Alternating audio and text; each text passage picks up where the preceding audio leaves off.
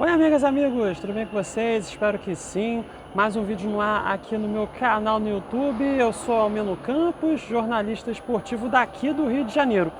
E aqui no Maracanã, na noite desta quinta-feira, Fluminense e Internacional ficaram no empate em 1-1 pela 14ª rodada do Campeonato Brasileiro. A gente vai fazer uma análise mais pra frente aqui no vídeo, mas já adiantando que assim, eu achei um jogo de um nível técnico bem abaixo por aqui, viu? Então vou fazer aquela análise, aquele resumo do que aconteceu no jogo por aqui e já convido você a deixar o like no vídeo, se inscrever no canal, ativar também, claro, o sininho das notificações para quando for postado um vídeo ou um short, que é aquele vídeo mais curto, você vai receber a notificação. E claro, compartilhe esse vídeo com todo mundo também, até mesmo para aquela pessoa que você não gosta, que você detesta, que você odeia, não tem nenhum problema. O importante é divulgar o trabalho e o conteúdo. Vai que essa pessoa acabe gostando, né? Então, vamos com tudo aqui para mais um vídeo por aqui. Hoje que teve a estreia de Mano Menezes como técnico do Fluminense. Ele que chegou no início desta semana e já comandou a equipe tricolor aqui no Maracanã na noite desta quinta-feira. O Mano Menezes que assinou o contrato com o Fluminense até o final deste ano e chega com essa missão de tirar o Fluminense da zona de rebaixamento. Não é nem só da zona de rebaixamento, é tirar primeiro da lanterna da competição e depois sair, obviamente, do Z4, né? E enfrentando o Internacional. Inclusive o Mano trabalhou até recentemente. E até curioso que quando saiu a escalação ali no telão do Maracanã, né? Quando foi anunciado o nome do Mano Menezes, a torcida do Internacional, presente aqui no Maracanã, chegou a vaiar o Mano. Então foi a estreia dele e, inclusive, até vendo aqui a escalação, tá? Aqui eu tô olhando para baixo da minha colinha aqui. O Mano Menezes promovendo aí duas alterações e uma delas um retorno importante do volante André. Ele que volta a jogar, né, depois de pouco mais de 2 meses. Ele teve uma lesão no joelho que ficou esse tempo, né, fora dos gramados e hoje voltando à equipe titular do Fluminense. E o Alexander, o volante Alexander, também voltando a ser titular. Então o Mano Menezes colocou o Fábio no gol, Samuel Xavier na lateral direita, a dupla de zaga com Antônio Carlos e Thiago Santos, e o Diogo Barbosa na lateral esquerda. Aí o meio de campo com André, Martinelli, já vou falar sobre o Martinelli, o posicionamento dele, também Alexander e Paulo Henrique Ganso. E a dupla de ataque com Keno e Germán Cano. O Internacional, né, que o técnico Eduardo Cudê também promoveu algumas modificações, né, o Robert Renan voltando à zaga e o Gustavo Prado, meio-campista, ganhando uma oportunidade na equipe titular. O Internacional que teve o Fabrício no gol, o Igor Gomes na lateral direita, Fernando e Robert Renan formando a dupla de zaga e René na lateral esquerda. Aí o meio de campo com Rômulo, Bruno Henrique, Gustavo Prado e o Wanderson. O ataque com Alan Patrick e Lucas Alário. Então foi a escalação colocada pelo Eduardo Cudê. Aliás, alguns detalhes, né? As duas equipes com muitos desfalques, seja por Copa América, seja por suspensão ou lesão.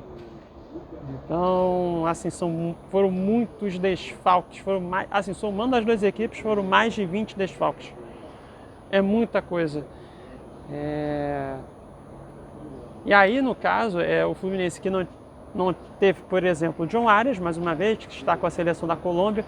O Internacional, que teve 3 jogadores convocados. O Rocher, goleiro titular, que está com a seleção do Uruguai. Ener Valencia, o ótimo atacante que atua na seleção do Equador, né? Foi outro jogador que acabou sendo convocado para a Copa América. Então, assim, são muitos desfalques, né? Seja por Copa América, lesão ou suspensão também. E aliás, até um detalhe sobre o Fabrício, né, o goleiro do Internacional, Fabrício, que é aquele, né, que foi um dos destaques do Nova Iguaçu neste último campeonato carioca, né, goleiro titular da equipe da Baixada Fluminense, né, e que logo depois acabou sendo contratado pelo Internacional, né, e por conta da ausência do Rocher para a seleção do Uruguai na disputa da Copa América, aí acabou que o Fabrício vem sendo o titular. E outro desfalque que eu esqueci de mencionar, né? Enfim, o Rafael Santos Borré, atacante que está com a seleção da Colômbia. Então, é o terceiro desfalque que eu esqueci de falar do Internacional aí para disputa da Copa América, né? A ver como é que vai ser em relação ao Ener Valencia, né? Porque neste momento que estou gravando o vídeo, o Equador está enfrentando a Argentina pelas quartas de final da Copa América. Então, se o Equador for eliminado, o Valencia ele já vai estar à disposição para o jogo deste domingo, né, que o Internacional vai enfrentar o Vasco no retorno da equipe colorada ao Beira-Rio.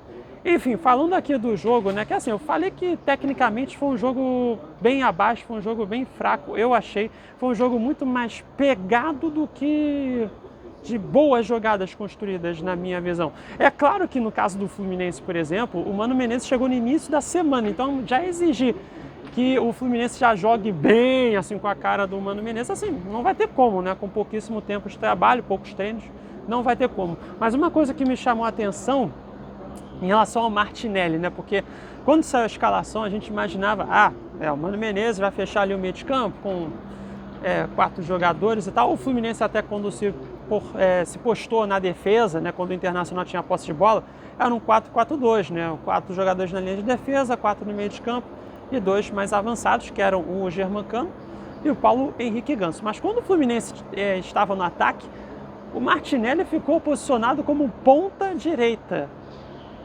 né? Se é o Fernando Diniz fazendo isso, era um auê danado, né? Mas o Mano começou um trabalho, mas vamos lá.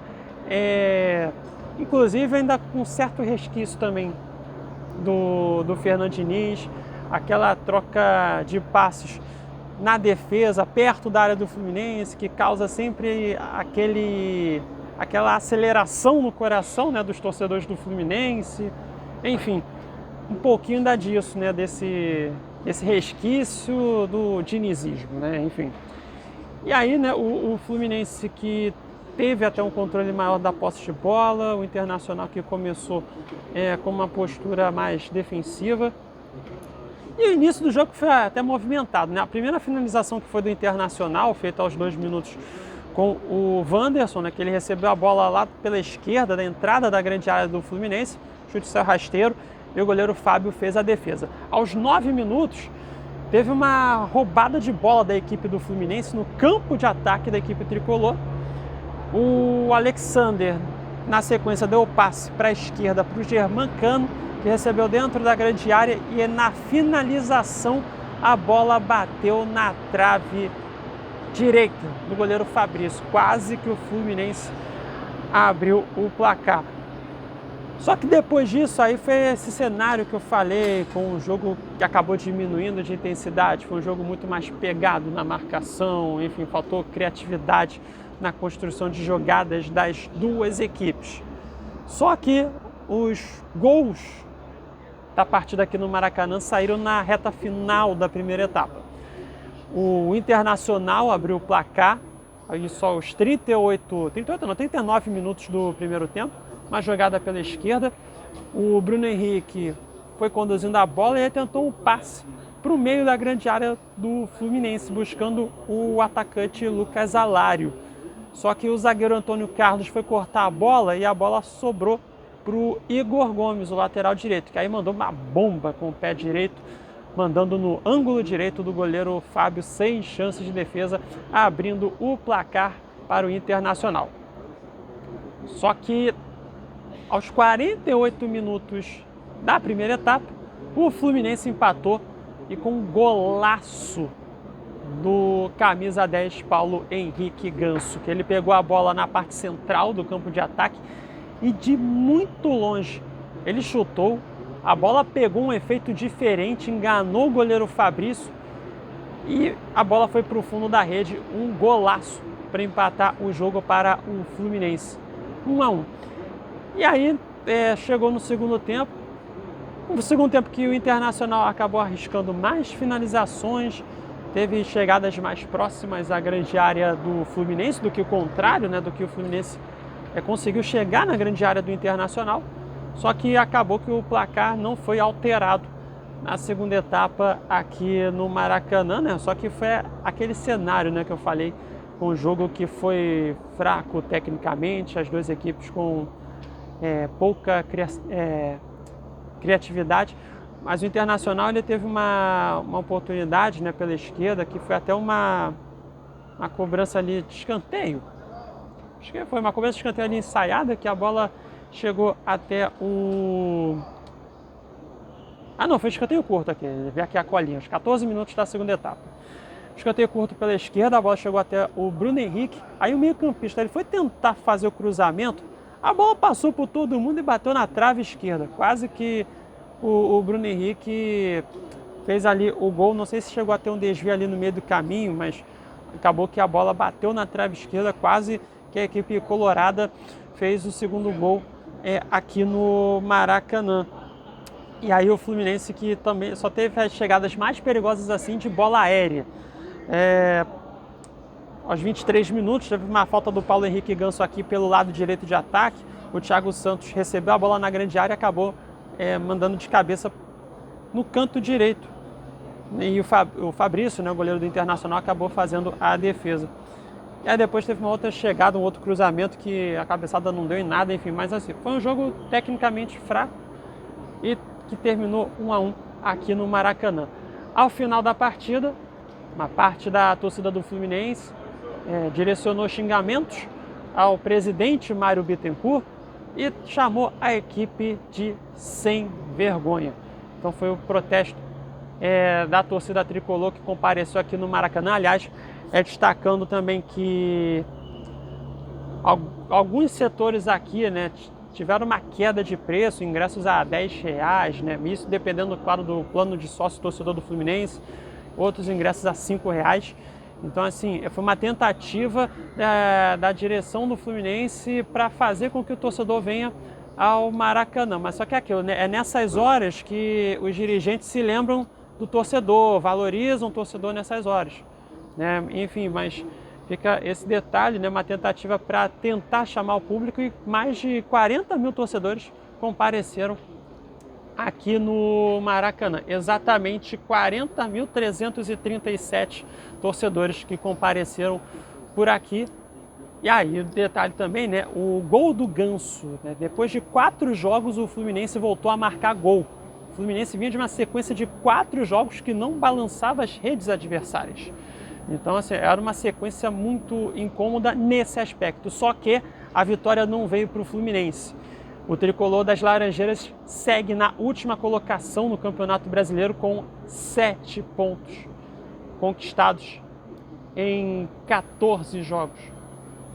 7 pontos em 42 possíveis. É muito pouco. E se tratando de uma equipe que é atual campeã da Libertadores. Tem esse detalhe também. E o Fluminense que agora está a 8 jogos sem vencer, né? Fluminense que vinha de 6 derrotas seguidas, mas teve esse empate hoje por aqui, então essa sequência de 2 empates e 6 derrotas. Enquanto que o Internacional agora chegou a 3 jogos sem vencer, mas está lá no meio da tabela na 10ª colocação com 19 pontos. O próximo compromisso das duas equipes, tá? O Fluminense que vai voltar a campo para enfrentar o Fortaleza. Jogo complicado, hein? Vai ser no domingo, 4 horas da tarde, no horário de Brasília, lá no Castelão, em Fortaleza. E para esse jogo, o Mano Menezes terá que fazer mudanças. Isso porque o Diogo Barbosa e o André levaram o 3º cartão amarelo, então vão desfalcar o Fluminense nesta rodada. Mas o André, sim, o André, é porque ele levou cartão amarelo contra o Red Bull Bragantino e contra o Vasco. Red Bull na primeira rodada e o Vasco na 3ª rodada. Aí ele ficou muito tempo de fora por conta dessa lesão que teve.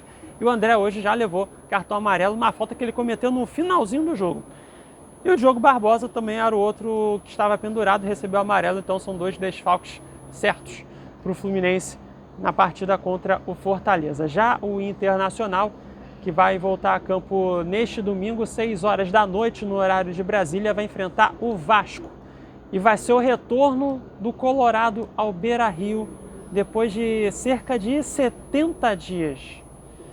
Né? Muito tempo sem jogar em sua casa. Cara, bom demais, cara, ver que o Internacional vai voltar a jogar em sua casa e com tempo muito rápido, né, para recuperar o estádio, né? Foi feito um mutirão, né, para fazer com que o Beira-Rio voltasse a ficar viável, digamos assim, a receber partidas.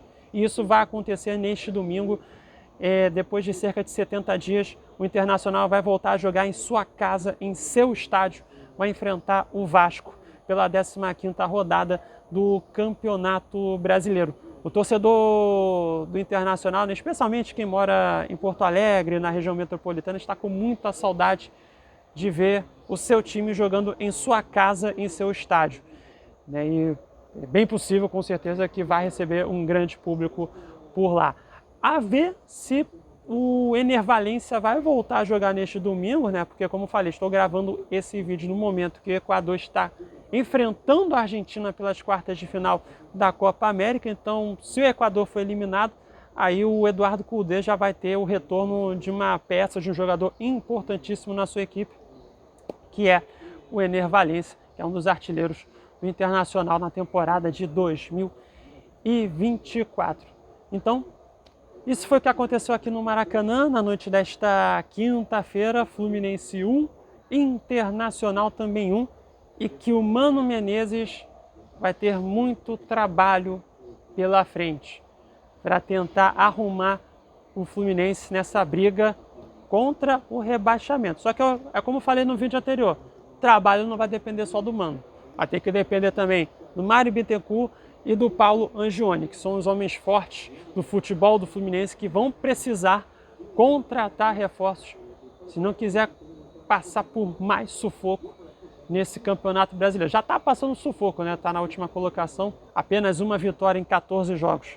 É muito pouco para uma equipe que é a atual campeã da Libertadores da América. Que, inclusive, né, lembrando, no ano passado o Fluminense eliminou o Internacional na semifinal da competição e acabou que avançou para a final e depois conquistou o título da Libertadores aqui mesmo no Maracanã, diante do Boca Juniors. Só que agora é uma realidade, completamente diferente. Então, fico por aqui com mais um vídeo. Se você ficou comigo até aqui, muito obrigado. Deixa aquele like, se inscreva no canal, ative o sininho das notificações e compartilha esse vídeo com todo mundo, tá certo? Beijos e abraços a todos. Até a próxima. Tchau, tchau.